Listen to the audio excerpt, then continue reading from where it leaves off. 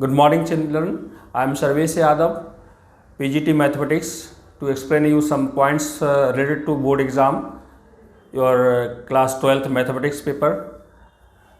Actually, you have prepared for a board exam. Nowadays, you have to prepare some important question from each chapter. There are 13 chapters in mathematics. So divide the time for each chapter, okay? And from I want to explain you from first chapter, relation and function. बेटा मैंने आपको relation function में एक बहुत बढ़िया सा notes बना के दिया है, दूंगा आपको, I will send you later on. तो उसमें प्रीवियस ईयर्स के सारे क्वेश्चंस हैं, सम MCQs question, very short answer type question, short answer type question, case study questions. तो आप उन सारे चैप्टर्स को, सारे क्वेश्चंस को ढंग से करिएगा. आपके पास 5 डेज़ का गैप मिल रहा है एग्जामिनेशन में, तो उन 5 डेज़ में आप सारे चैप्टर्स को ढंग से रिवाइज कर सकते हो. लेकिन आपको है ना स्टडी करनी है, जो प्रिपरेशन करना है वो इम्पॉर्टेंट क्वेश्चंस को आपको ज़रूर लेके चलना है, जिससे कि पूरा सिलेबस आपका कवर अप हो जाए और ढंग से प्रिपरेशन हो जाए.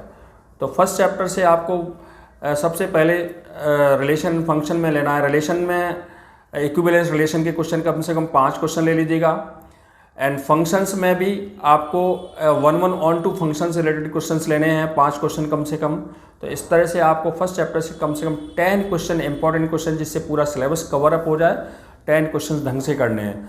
उसमें कुछ MCQs भी होंगे, कुछ very short answer type question होंगे, कुछ लॉन्ग आंसर टाइप क्वेश्चन होंगे. Okay, now see for second chapter ITF, inverse trigonometric function. Inverse trigonometric function में सबसे पहले 1 मार्क क्वेश्चन बनता है प्रिंसिपल वैल्यूज़ का. तो प्रिंसिपल वैल्यूज़ में आपको पहली एक्सरसाइज जो भी दे रखी है आपकी सेकंड चैप्टर में, उसके सारे क्वेश्चंस ढंग से करने हैं. और ITF की सारी आइडेंटिटीज़ को आपको ढंग से याद करना है, क्योंकि ITF का यूज आपको डेरिवेटिव और इंटीग्रेशन में भी करना है. तो ITF का जो चैप्टर है ना, वो उसको ढंग से करिएगा. उसमें कुछ प्रूफ सॉल्व क्वेश्चन, सॉल्व में आप लोग क्या गलती करते हैं कि सॉल्व लिखा हुआ है, आप सोचते हैं कि ये क्वेश्चन प्रूव करने के लिए आया है, और सॉल्व का मतलब होता है कि आपको एक अननोन वेरिएबल की वैल्यू x, y, z की किसी की अननोन वेरिएबल की वैल्यू फाइंड करनी है. ठीक है, तो क्वेश्चंस को आप केयरफुली पढ़ें. उसके बाद जो रीडिंग टाइम है उसमें ढंग से पढ़िएगा. और उसमें जो MCQs के क्वेश्चन हैं उनमें आप पहले से ही आप डिसाइड कर लीजिए विच आंसर इज़ राइट. ओके, उसमें अपना दोबारा से टाइम, जब एग्जामिनेशन स्टार्ट हो जाता है तो टाइम वेस्ट नहीं करें. तो रीडिंग टाइम में डिसाइड करिए कि which answer is right from question of 1 to 20 MCQs and assertion reason question. Okay, now very short answer type questions के लिए आपको इस तरह से करना है कि शॉर्ट में आंसर देना है. और देखिएगा, 1 नंबर के लिए आपको 1.5 मिनट मिलता है. तो उस हिसाब से आपको सारे क्वेश्चंस को ढंग से तैयार करना है और सारे क्वेश्चंस का आंसर देना है. तो चैप्टर 2 में आप ITF के सारे क्वेश्चंस ढंग से कर लीजिएगा तैयार. और नेक्स्ट चैप्टर 3 मैट्रिसेस. मैट्रिक्स में आप लोगों को करना है, अननोन वेरिएबल की वैल्यू आ सकती है, x, y, z जैसे ABCD ऐसा कुछ दे रखा होगा. तो कंपेयर करके आप जो करस्पॉन्डिंग एलिमेंट्स को कंपेयर करिएगा, उससे इक्वेशंस बन जाएंगी और उससे x, y, z की वैल्यू आप आराम से फाइंड कर सकते हो. ठीक है, नाउ सबसे इम्पॉर्टेंट पार्ट है symmetric and skew symmetric matrix का. कोई मैट्रिक्स दे रखी होगी आपको, उसमें उस मैट्रिक्स को आपको स्प्लिट करना है सिमेट्रिक और स्क्यू सिमेट्रिक मैट्रिक्स में. स्क्यू सिमेट्रिक मैट्रिक्स में आपको पता है डायगोनल एलिमेंट्स 0, 0, 0 होते हैं. तो आपको पता लग जाएगा स्क्यू सिमेट्रिक मैट्रिक्स क्या है. उसके बाद में आपको मैट्रिक्स का पूरा ढंग से क्वेश्चंस करने हैं. प्रीवियस ईयर क्वेश्चंस देख लीजिएगा 10 साल के, तो उनमें से आपको क्वेश्चंस मिल जाएंगे, 100% मिलेंगे क्वेश्चन. और उसके बाद डिटर्मिनेंट देखिएगा. डिटर्मिनेंट में आपको सबसे पहले how to solve the determinant, system of linear equations के क्वेश्चन करिएगा. उसमें से कि आपको केस स्टडी का क्वेश्चन मिलेगा. जो केस स्टडी क्वेश्चन होगा डिटर्मिनेंट का, उसमें वर्ड प्रॉब्लम टाइप का होगा.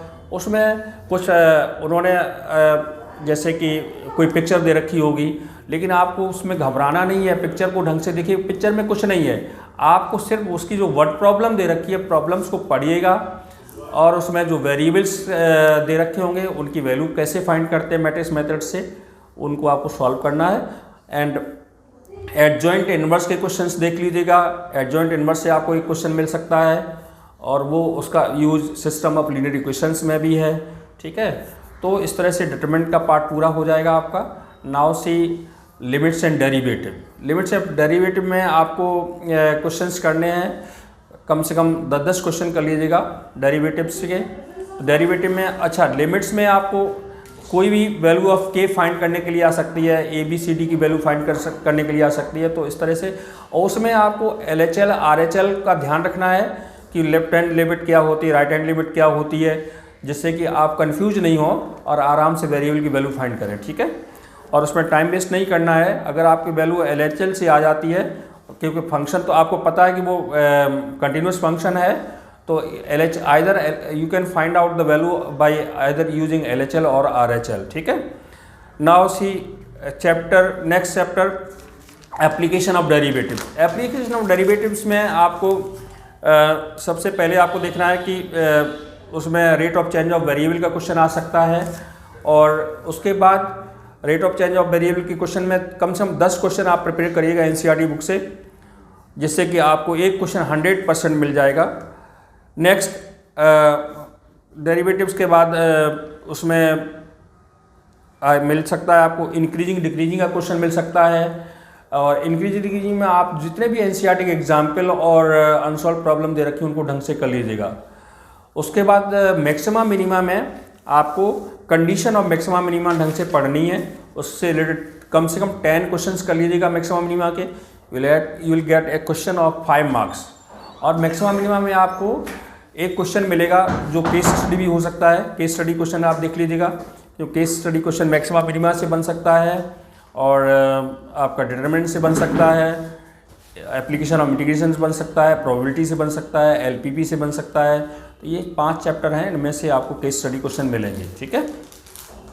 Now see integration part. Integration part में आपको integration by using trigonometric identities, integration by partial fraction, integration by parts और डेफिनेट इंटीग्रेशन, इसके हर टॉपिक से कम 5 क्वेश्चन आप तैयार कर लीजिएगा। इंटीग्रेशन बाय पार्ट्स में थोड़ा सा आपको दिक्कत होती है, तो उसको एक बार ढंग से उसका फॉर्मूला लर्न करिएगा। फॉर्मूला नहीं लर्न करेंगे तो फिर प्रॉब्लम होगी आपको। इसलिए पार्शियल फ्रैक्शन, आइडेंटिटीज़ हमने पहले ही बताया कि आपको ट्रिग्नोमेट्रिक आइडेंटिटीज़ को ढंग से पढ़ना है, याद करना है। उनका यूज़ इंटीग्रेशन में भी है, डिफरेंशिएशन में भी है, ठीक है। Now see application of integration. Application of integration में सिर्फ एक क्वेश्चन बनता है, वो केस स्टडी भी हो सकता है। एरिया बाउंडेड रीजन का क्वेश्चन कर लीजिएगा ढंग से। एरिया बाउंडेड रीजन में सिंपल कर्व के क्वेश्चन सारे करने हैं आपको, क्योंकि सिंपल कर्व का ही क्वेश्चन आएगा 100%। और now see differential equations. Differential equation में 3 तरह से क्वेश्चन मिलेंगे आपको। एक तो order and degree of differential equation find करने के लिए आ सकता है, और दूसरा है होमोजेनियस डिफरेंशियल इक्वेशन। तो उसके कम से कम 5 क्वेश्चन आप कर लीजिएगा होमोजेनियस के, और 5 क्वेश्चन करिएगा कम से कम लीनियर डिफरेंशियल इक्वेशंस के। NCERT में बहुत सारे क्वेश्चंस दे रखे हैं, और जो मैं आपको हमने कुछ असाइनमेंट देने हैं आपको, वो उसमें भी आप करेंगे। वो सारे जो असाइनमेंट देंगे वो सारे प्रीवियस ईयर्स के क्वेश्चन है, बहुत इंपॉर्टेंट क्वेश्चन है, उनके आंसर्स भी होंगे, तो आप उनको ट्राई करके देखिएगा, ठीक है। Now C vector algebra. Vector algebra में आपको स्केलर एंड वेक्टर प्रोडक्ट के क्वेश्चन मिलेंगे। उसमें वेक्टर प्रोडक्ट में आपको area of triangle, area of parallelogram के क्वेश्चन मिल सकते हैं, क्योंकि जैसे कि प्रीवियस ईयर में आते हैं क्वेश्चन, ठीक है। और सेक्शन फार्मूला का एक क्वेश्चन कर लेना, और प्रोजेक्शन का एक क्वेश्चन कर लेना, 1-2 क्वेश्चन प्रोजेक्शन के, projection of vector A on B और वेक्टर B ऑन A, इस तरह के क्वेश्चन मिलते हैं। तो फार्मूला आप ध्यान से पढ़ लीजिएगा, बहुत आसान सा क्वेश्चन मिलेगा आपको, वेरी शॉर्ट आंसर टाइम में मिलेगा। Now in 3 dimensional geometry, 3D में आपको shortest distance of skew lines, shortest distance of parallel lines, foot of perpendicular, image, ये 4 तरह के क्वेश्चन मिल सकते हैं। तो 4 तरह के क्वेश्चन के लिए कम से कम आप 5-5 क्वेश्चन फ्रॉम ईच टॉपिक पढ़ लीजिएगा, शॉर्टेस्ट डिस्टेंस के और एरिया के और इमेज और फुट ऑफ परपेंडिकुलर के 2 क्वेश्चन कर लीजिए कम से कम, उससे आप क्वेश्चन आराम से कर सकते हैं, कोई दिक्कत नहीं होगी आपको। Now next chapter linear programming problem. इसमें से आपको सिंपल प्रॉब्लम मिलेगी 1 मार्क में, और 2 मार्क्स में भी मिल सकता है क्वेश्चन, या केस स्टडी भी मिल सकता है इसमें से लीनियर प्रोग्रामिंग से। तो जो सिंपल प्रॉब्लम दे रखी हैं एनसीईआरटी बुक में, उनको ढंग से करिएगा और सारे पॉइंट्स समझिए। फिजिबल रीजन क्या होता है, उसके कॉर्नर पॉइंट्स कैसे फाइंड करोगे, ठीक है। तो वो सारे less than, equal to, less than, greater than, equal to, ये सारी चीज़ें कंडीशंस एक बार समझ लीजिएगा, जिससे कि आपका क्वेश्चन गलत नहीं हो। Okay. Last chapter probability. Probability में सबसे पहले आपको कंडीशन प्रोबेबिलिटी के एमसीक्यू मिलेंगे। तो कंडीशनल प्रोबेबिलिटी के 5-6 क्वेश्चन कर लीजिए, छोटे छोटे क्वेश्चन, और उसके बाद बायस थ्योरम के क्वेश्चन कर लीजिएगा। बायस थ्योरम से आपको केस स्टडी भी मिल सकता है। और लास्ट पॉइंट है random variable, how to find out random variable.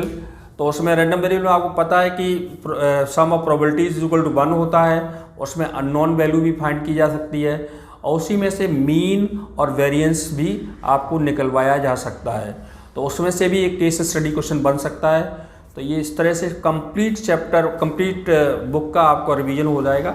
और 5 डेज़ का गैप है, आप अपना टाइम टेबल डिसाइड करिए कि इस चैप्टर को कितना टाइम देना है, जिससे अच्छा खासा रिवीजन हो जाए, ठीक है। और कोई डाउट है, कोई प्रॉब्लम्स हैं, तो आप मुझे व्हाट्सएप कर सकते हैं, फ़ोन से पूछ सकते हैं। Thank you everyone.